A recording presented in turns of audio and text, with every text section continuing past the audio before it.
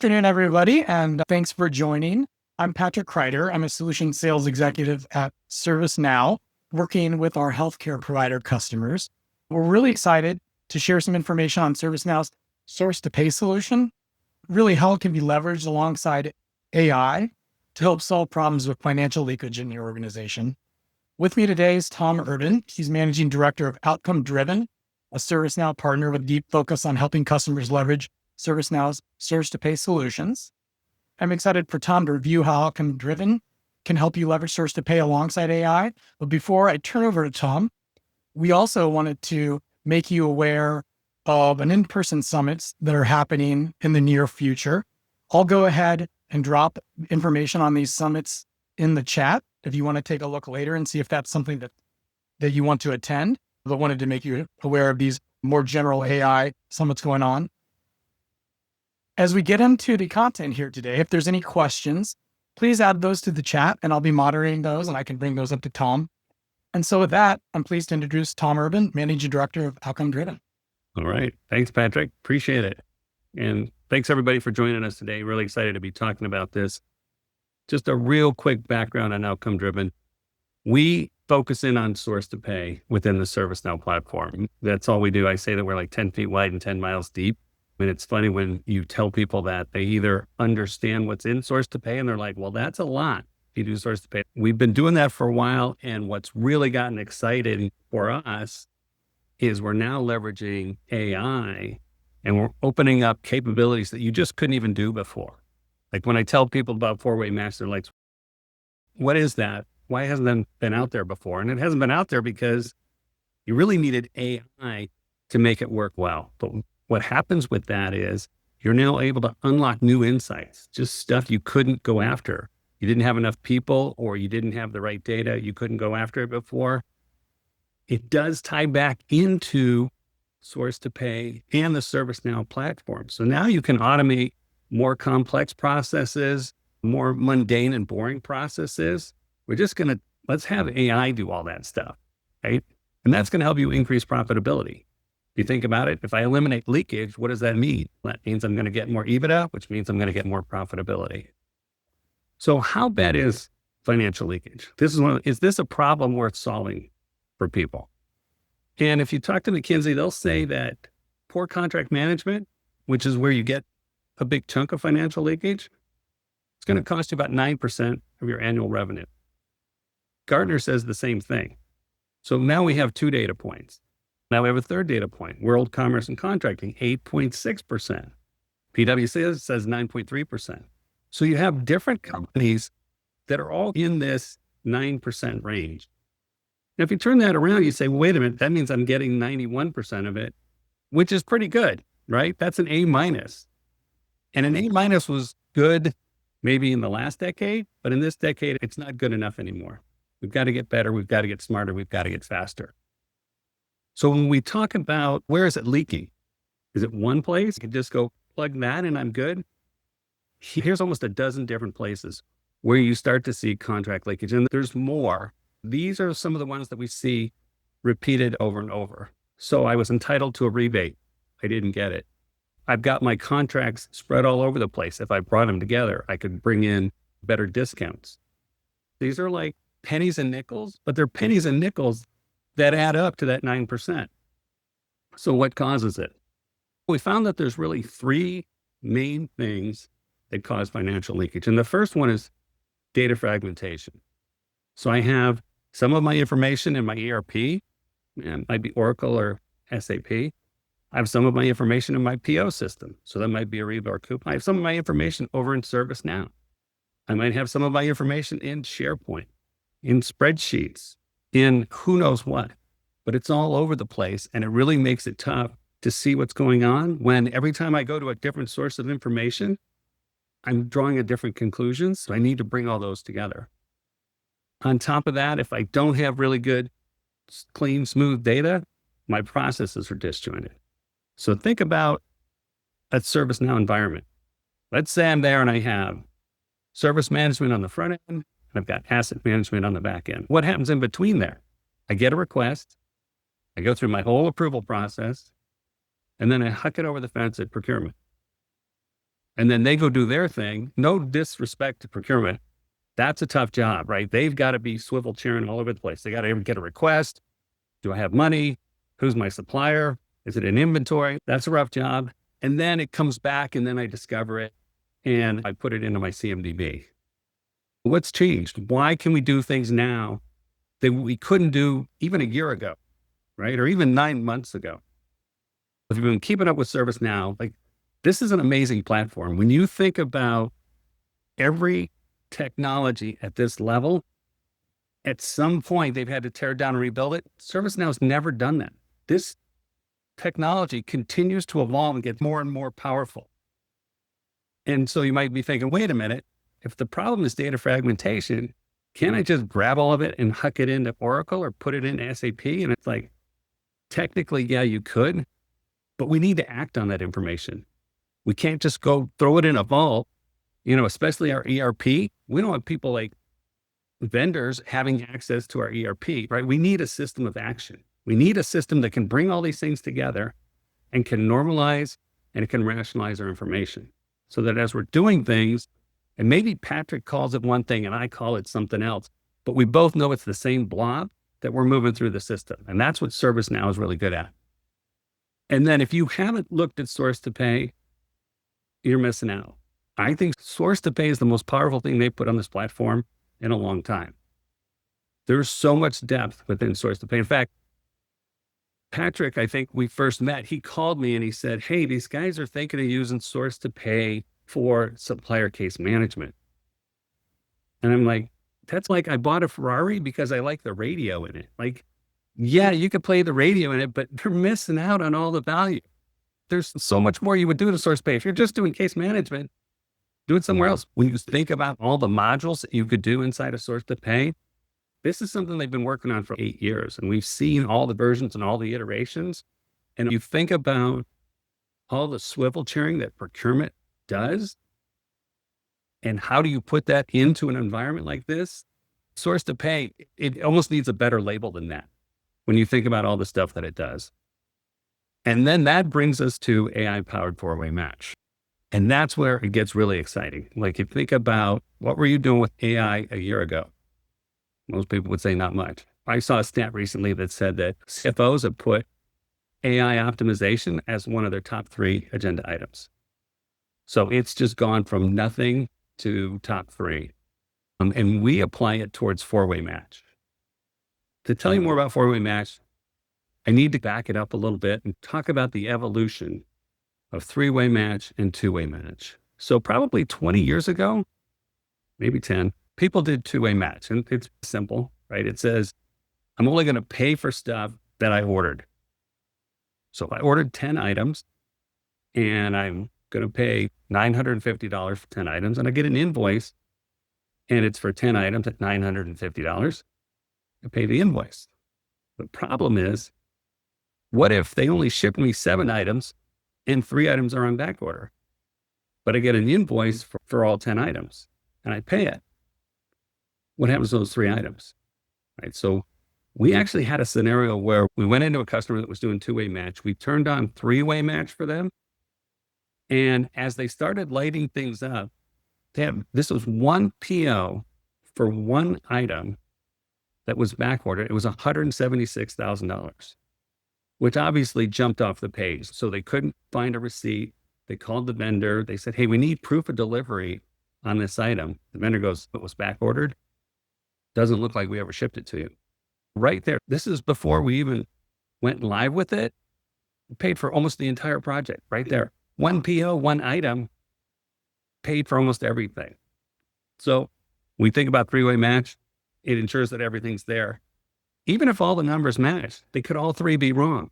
How can that happen? Let's say my contract says that after I buy 1,000 items at $950, the 1,001st item is now $900. Well, if I'm just looking at what I bought yesterday and my system isn't keeping up, I'm going to keep paying $950 for that item. So the PO is going to say $950, the receipt's going to say $950, the invoice is going to say $950, and I'm going to pay $950. But the contract says I should only be paying $900. And that's when we get into four-way match. So now contracts becomes really, it's the rules of the game, right? You went and did all this negotiating around contracts to get all this great pricing, rebates, discounts. I'm adding a wing onto a hospital and I need this done in a year. And if you take 18 months, there's all these penalties. I want that. I want those penalties, right? There's all these things that were negotiated. And if it's a big deal like a hospital wing, you're probably going to be tracking it, but are you going to be tracking all the little things? And the little things a lot of times can add up to the big things. So even if you have three-way match and you're tracking things, you can still find more leakage in that effort. So let's talk about something simple that everybody can relate to. Paper, right? Everybody uses paper. Everybody knows paper. If you think about this example, it probably looks pretty obvious to you. Let's see, Staples, I pay 0.96 cents a piece of paper, and Hammer Mill at the high end, I'm paying 2.6 cents, 2.66 for a piece of paper. And you're probably going, Tom, it's 1.5 pennies. I don't care. Like, I'll just pay it, move on. I don't have time to throw a resource at this, nor should you, right? You shouldn't be going through and optimize your cost of paper, but AI can. That's the thing about this. The thing about AI that's really cool is once you train it, then you don't have to tell it the journey. You don't have to say, hey, contact these 4 vendors, ask them for this best price on this many units. You just say, hey, go find me the best price on this stuff. Because here's an example. CDW isn't on this list, right? But CDW sells paper. And maybe you're buying your laptops from CDW. So because you have a contract with CDW for laptops and they give you paper, you're like, hey, I just told you to go get the best paper. Maybe CDW is going over there saying, hey, we ship you 500 laptops a quarter. We deliver it on a truck. It'd be really easy to just throw paper on the truck and fill out the whole truck. So maybe they say, look, we'll give you a great deal on paper, but we're also going to knock $50 off per laptop. Something that nobody would think about. Let's think about every possible permutation for getting the best price on office supplies. I want office supplies. I want paper. I want pens, pencils, Post-it notes, printery. You can start to bundle those things and you can start to run a bunch of what-if scenarios to optimize your total spend in this area.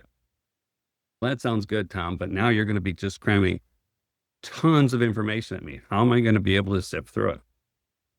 That's the other nice thing, where we're combining AI with ServiceNow and analytics to say, what is the weighted shortest job first, right? And so if you look at this chart, what this says is, this is the stuff I should do now. So I should look in the upper right corner and say, the green dots are where I should focus. This is the stuff I shouldn't do. So we all know it's just as important to know where not to focus as where to focus. And once I address that, then what's going to happen is you're going to start to see other dots move up and to the right. So it could be something where you're not even thinking about it. Hey, I've got 2 days left to go in the quarter. And if I spend another $10,000, I can get a $20,000 rebate, but I don't need $10,000 worth of stuff. But wait, I might need $10,000 in 2 weeks. If I pull it into this quarter and I spend $10,000 2 weeks sooner, but I make $20,000, that seems like a good float to me. You can start to transcend these buckets and these categories to get smarter with how you're squeezing pennies out of every dollar. And then the last quadrant is just do later. So you have this inverted S of things that are going to move through here, and it's going to wait out how far is it from the target and how big is it and how smart is it? How are we doing? So we can put those into different charts to get you a North Star. Like, how do we figure out an estimate for what good enough looks like? And you're going to get better at this as you go along. But what's going to happen out of this is it's not just that we're going to go after the stuff you're missing. We're going to streamline everything. So Tom, we often get the question, how long before we start seeing value from a particular solution? So just curious, like, from your experience, how long before customers start seeing value from leveraging Source-to-Pay and 4-way match? So I talked about one already, right? That one was like minus 1 week, right? Insights lead to money. So some of it is, it's just going to be tactical where we're like, this is something you guys should go look for. but you really want the system to be pushing it for you. If you're looking to get to break even, we often see break even within the first quarter. So to say, hey, 90 days, it's usually plenty for us to get this to pay for itself. So beyond savings, right? What other things can you get out of this? I've really focused in on the money because that's the way that a lot of times these projects get funded. But if you think about it, I talked about the fragmented data. The other problem with fragmented data is everybody gets in a room and they argue over whose perspective is more right. And so if you're arguing about where you've been, it makes it hard to really hone in on where you should go with it. And what this is going to do is it's going to get everybody looking at information the same way. And so now it's more about, okay, how are we going to work together to do better going forward? It's also going to help you negotiate new opportunities. So let's say you're negotiating with a new vendor and you've written up a contract. Why not feed that back into AI and say, hey, grade this contract based on my other contracts? And you can come back and say, you're missing this clause, or this language is different than what I've seen before. You may want to get this approved by legal.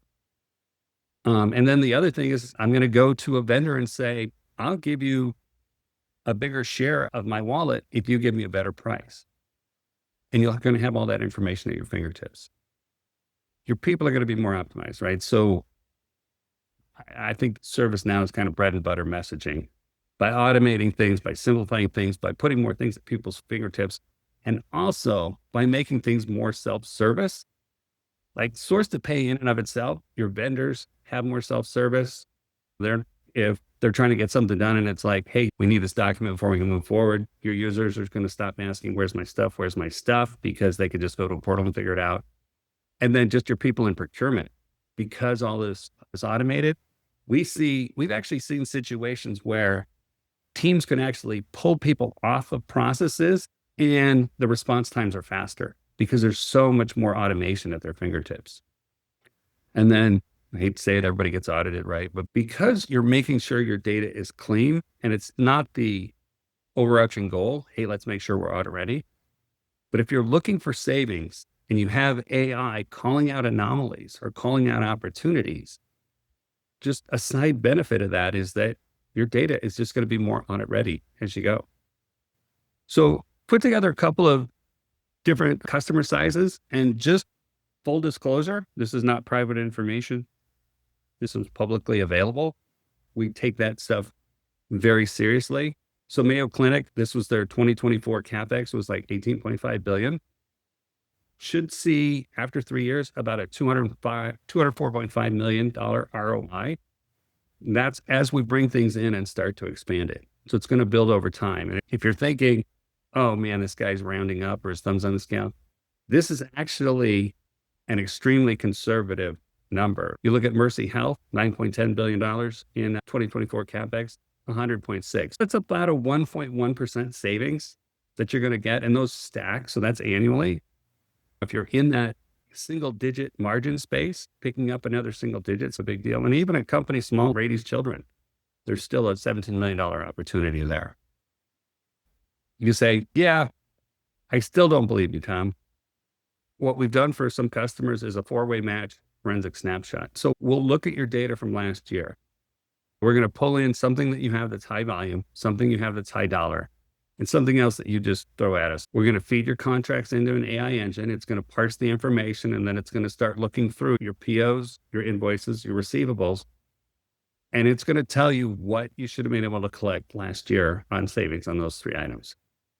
So one of 2 things is going to come out of that, right? You're either going to say, wow, this is a great thing. I got to do this right away because I'm leaving all this money on the table. Or you're going to say, wow, I'm in the top 1% of well-run organizations in the world. That's fantastic. To be honest with you, we haven't seen anybody come in the top 1%. There's always opportunity out there because, like I said at the beginning, people don't have enough time, money, and resources to go after that leakage. And I think I went a little fast, Patrick.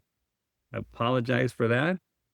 But this is my last slide. So I'm hoping I've piqued some people's interest. Are there any questions out there?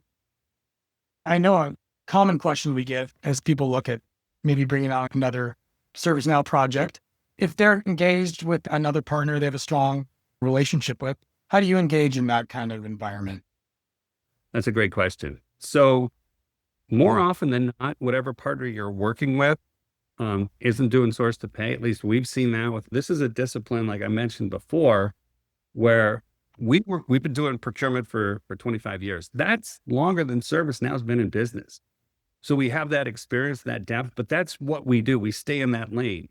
So we do have a lot of partners that we work with. I mentioned one of them, right, which was CDW. Cognizant's another one. Cassie's another one. I think there's a lot of C's in there. Contender's another one. A lot of times we'll work with or through them. If you have a partner you like, we can come in next to them or through them, whatever works best for you. But it tends to work out better for everybody. If you have a partner that is really focused on the best value, that's a lot of times when they'll bring us in. And it's worked out well for everybody. We actually had one situation. I know I'm going to go down the road here. We had 3 different partners trying to introduce us into one account. So that was interesting. That was a little awkward. So this forensic snapshot, I think that's a great offer, and you offering it free of cost, at least now today. How big of a lift would that be for a customer if they wanted, I want to dig into this, understand what would have looked for us to have had this in place? A lot of this is going to be, the heavy lift is on our side, bringing it in. It's going to be figuring out how easy it is to access this information. Where are your contracts? And it doesn't really matter where they are. If they're in a filing cabinet, right, we can use Doc Intel to turn them to OCR them and make them intelligent, right? And we can parse them out. So it's usually pretty simple. And that's also why we're not doing everything for everything, right? We're picking 3 items. And what people will tend to do is they'll game the system. Like they're like, hey, I've got 8 contracts that I've got spread out through mergers and acquisitions, maybe even globally.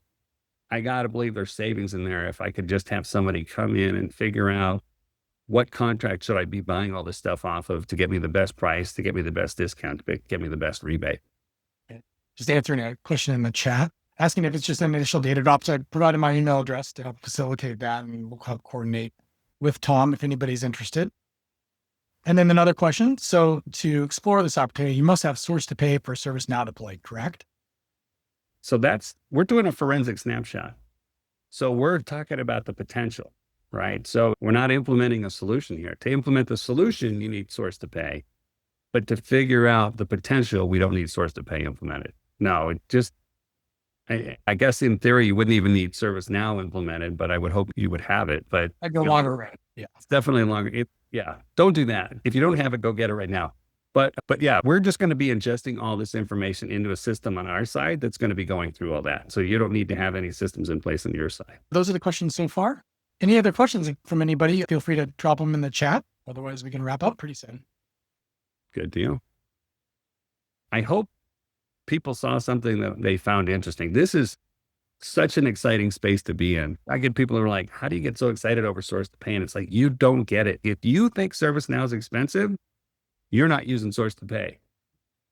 And I was telling people that at Knowledge, like, ServiceNow, it's a premium solution. And I'm like, yeah, but it's free. What do you mean it's free? Are you using source to pay? No, then that's why it's not free for you. But once you start bringing this in and lighting stuff up, the meter starts running backwards on this, because I talked about one aspect of source to pay that's going to find money for you, but there's a lot of different areas. Like I did an interview last week with 3C Logic where we talked about maverick spend, which is another area where people get category leakage. And that's just another way where we're going to hook it into source to pay. And again, another way where the customer gets a better experience and the company saves money. Like those are pretty cool scenarios to have out there. Usually it's an either or. And that's a good point. We can, based on folks' interest, we can explore the full suite of source to pay and provide an introduction discussion around that if you have interest, but obviously also this forensic snapshot as part of that. Yeah. If there's some aspect of it that you just want us to demo there, like Patrick was saying, I'm having troubles with just my users complaining about where's my stuff, or why is it taking so long? Or I'm having a challenge with inventory, and how can you help me optimize that? If we go back to that list, if there was something on there that caught your eye, say, look, I don't care about the rest of the stuff. How can AI help me with this? We're going to tie it back into source to pay and show you how to make your life better. This has been great, Tom. I find this compelling. That's why we wanted to bring this Yep. message to our customers. Great progressive way to use AI to solve a problem. I've been working with healthcare providers enough to know the complexity of supply chain and the number of contracts that you have to try to wrestle through. So I can see where this can add some real value. We will be sharing this out as a recording, so we'll be sure to get that in your hands in the near future. But again, if you want to reach out to us, you can see our emails there. I put it in my chat so you can copy my email out of the chat. We look forward to continuing the conversation with everybody. Thanks, everyone. Appreciate it. Thank you. Bye-bye.